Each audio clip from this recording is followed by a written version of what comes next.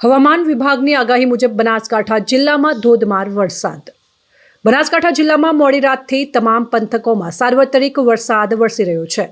વડગામમાં 8 inch, ડીસામાં 4.5 inch, દાંતીવાડામાં 3 inch અને પાલનપુરમાં 2.5 inch વરસાદ ખાબક્યો છે.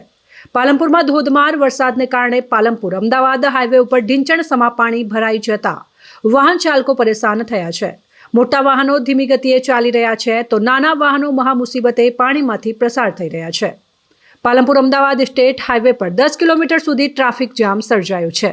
રાત્રે 2 વાગ્યાથી એસટી બસ, ટ્રક સહિત અનેક વાહનો છાપી નજીક ફસાયા છે. છાપી હાઈવે પર કેડસમા પાણી ભરાઈ જતા હાઈવે બંધ થયો છે. કલાકોથી વાહન ચાલકો ટ્રાફિકમાં ફસાયા છે. 8 કલાકથી ટ્રાફિક જામ છતાં બનાસકાંઠાનું વહીવટી તંત્ર ઊંઘમાં છે.